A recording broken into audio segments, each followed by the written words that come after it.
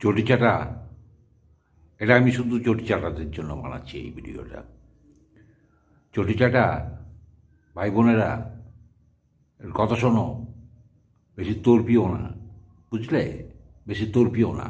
Comment বক্সে এসে ভদ্রভাবে যা বলবে, গালাগালি ভদ্রভাবেও দেওয়া যায়, সেটা চেষ্টা করবে।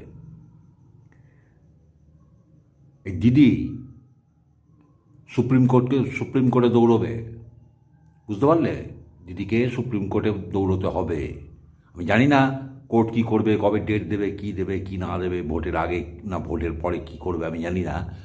তবে দৌড়তে দিদিকে হবে এবং সাজা দিদিকে পেতে হবে, কেননা তা না হলে সুপ্রিম কোর্ট প্রশ্নের মুখে পড়ে যাবে। এই যে বিএনএস 132 আর বিএনএস 238 যে ধারা আছে না, এক চটিচাটা আমাকে বলছে আপনি উকিল হয়ে গিয়ে কেস লড়ুন, হ্যান লড়ুন, তেল লড়ুন, মানে নিখাত চটিচাটা।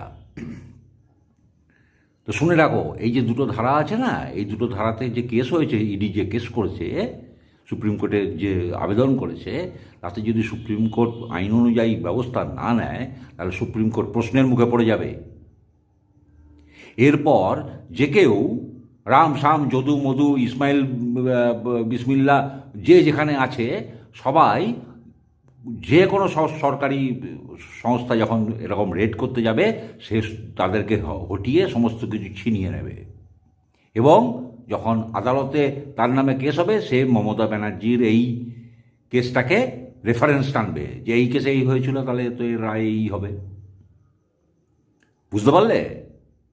ফেঁসে গেছে তোমাদের চটি দিদিমণি, ফেঁসে গেছে।